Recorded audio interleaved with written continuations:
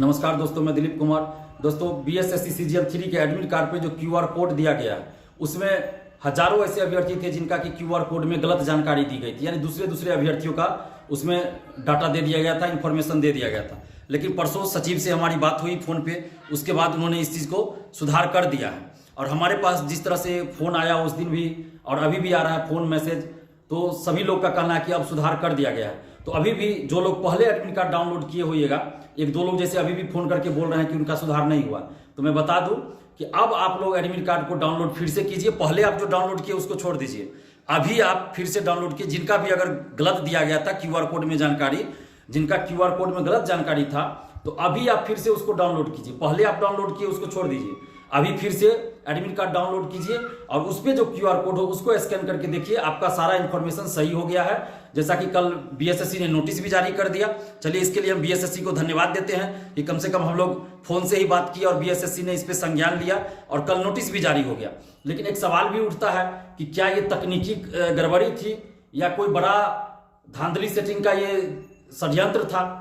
ये सवाल तो उठता है जिस तरह से बीएसएससी, बीपीएससी, दरोगा बहाली के बीपीएसएससी इस सब का रवैया है उसको देख के। अब क्या है एग्जैक्ट कारण ये तो मैं नहीं जानता, ये धांधली सेटिंग का कोई तरीका था कि क्या था ये मैं नहीं जानता, क्योंकि जब तक हमारे पास कोई प्रूफ नहीं होगा बोलना उचित नहीं है। लेकिन चलिए, बीएसएससी ने इसमें सुधार कर दिया, गड़बड़ी थी जिसको कि बीएसएससी ने सुधार कर दिया, इसके लिए धन्यवाद देते हैं बीएसएससी को। और दूसरी बात कि हमने एक और शिकायतें छात्रों की आ रही है कि रजिस्ट्रेशन नंबर डालने पे बहुत सारे स्टूडेंट जो भी डाल रहे हैं इन्फॉर्मेशन, उनका एडमिट कार्ड नहीं खुल रहा है। तो ऐसा बहुत सारे स्टूडेंट्स ने हमें फोन किया है कि उनका रजिस्ट्रेशन नंबर शायद गलत बता रहा है। तो इस संबंध में भी बीएसएससी को संज्ञान लेना चाहिए और इस पर भी कुछ ना कुछ करना चाहिए कि लोगों की समस्या दूर हो। और जो लोग भी इस तरह की समस्या जिनकी है वो बीएसएससी ऑफिस जाकर आप लोग एक बार जरूर सचिव से मिलिए, क्योंकि ऐसी समस्या कुछ 10-12 लोगों की ही अभी तक मेरे सामने आई है। तो आप लोग बीएसएससी ऑफिस जाकर सचिव से मिलकर इन सब चीज़ों को रखिए।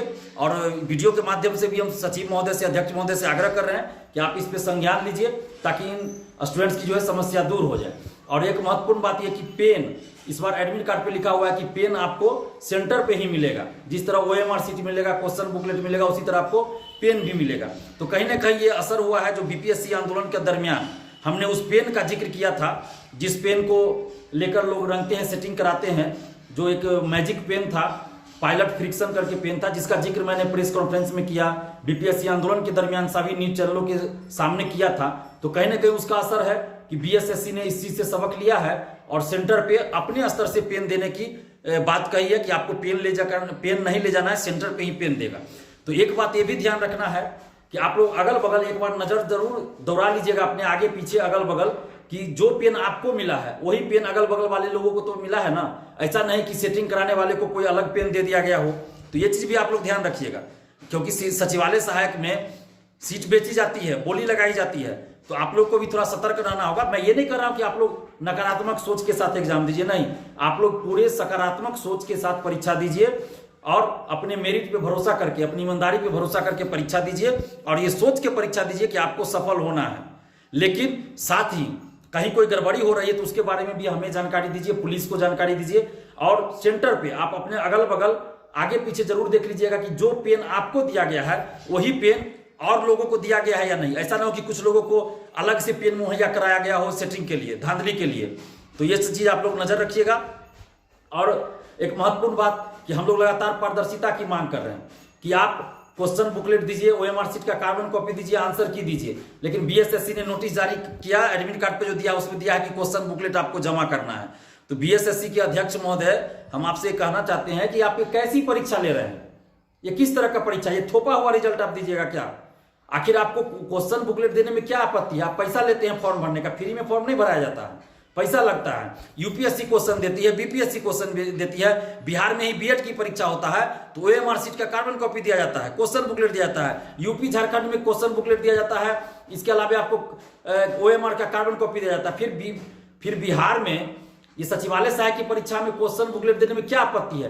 क्या इससे देश की सुरक्षा को कोई खतरा है? क्या बिहार की सुरक्षा को खतरा है? किसी को कोई खतरा नहीं है। तो बीएसएससी के अध्यक्ष महोदय, अगर आप ईमानदार हैं तो आपको पारदर्शिता लाने में क्या दिक्कत है?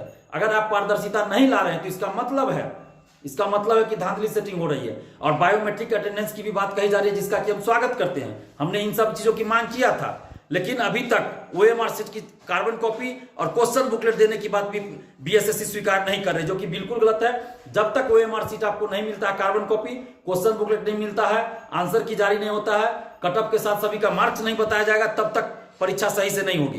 तो बीएसएससी के अध्यक्ष महोदय से हम आग्रह कर रहे हैं कि अभी भी समय है, आप जो है परीक्षा के दिन कम से कम क्वेश्चन बुकलेट दे दीजिए। ओएमआर शीट की चलिए कार्बन कॉपी आप इतनी जल्द व्यवस्था नहीं कर सकते हैं, तो वो ऑनलाइन आप जारी कर दीजिए। परीक्षा समाप्ति के तुरंत बाद ओएमआर शीट को आप ऑनलाइन जारी कर दीजिए और क्वेश्चन बुकलेट आप परीक्षा समाप्ति के बाद दे दीजिए स्टूडेंट्स को। आप क्वेश्चन रख के क्या कीजिएगा? और जब तक ऐसा नहीं किया जाता है, पारदर्शिता नहीं लाई जाती है, तब तक ये माना जाएगा कि बीएसएससी में बड़े पैमाने पे धांधली सेटिंग हो रही है, सचिवालय सहायक में सीटों की बिक्री हो रही है। और अगर बीएसएससी के अध्यक्ष महोदय आप ईमानदार हैं, सही से एग्जाम करा रहे हैं, तो आप पारदर्शिता लाइए। ओएमआर शीट आप ऑनलाइन जारी कर दीजिए परीक्षा समाप्ति के तुरंत बाद। क्वेश्चन बुकलेट आप परीक्षा समाप्ति के बाद परीक्षार्थियों को दे दीजिए, आंसर की जारी कीजिए, और जब रिजल्ट आता है तो कट ऑफ सभी का मार्क्स जारी कीजिए। अगर आप ऐसा नहीं करते हैं तो इसका मतलब होगा कि सचिवालय सहायक की सीटों की बोली लग रही है, बिक्री हो रही है, धांधली सेटिंग चरम पे हो रही है। और साथ में हम नीतीश कुमार जी से भी आग्रह कर रहे हैं, तेजस्वी यादव जी से भी आग्रह कर रहे हैं कि आप लोग कैसा बिहार बनाना चाह रहे हैं, जहां ना आंसर बताया जा रहा है, ना क्वेश्चन दिया जा रहा है। तो आप लोग क्यों नहीं इस पे पहल कर रहे हैं? क्यों नहीं सरकार इस पे पहल कर रही है? क्यों नहीं समान प्रशासन विभाग दिशा निर्देश दे रहा है, नोटिस जारी कर रहा है कि सभी भर्ती आयोग ये सब चीज करे, पारदर्शिता लाए? तो आप लोग क्यों चुप है? और जितने भी आप लोग अभ्यर्थी है, आप लोग पूरी सकारात्मक सोच के साथ अभी एग्जाम दीजिए, लेकिन ध्यान रखिएगा कि अगल बगल कोई ओएमआर शीट खाली छोड़ के ना आए और कोई दूसरा पेन से न रंगे, किसी को दूसरा पेन न दिया जाए, ये भी ध्यान रखिएगा। और पूरी सकारात्मक सोच के साथ आप एग्जाम दीजिए, और परीक्षा के बाद हम लोग देखते हैं, अगर आप लोग साथ दीजिएगा तो बीएसएससी सीजीएल 3 परीक्षा के तुरंत बाद हम लोग आंदोलन कर सकते हैं पारदर्शिता लाने के लिए। तो फिलहाल आप लोग अभी पूरी सकारात्मक सोच के साथ परीक्षा दीजिए। धन्यवाद, जय हिंद।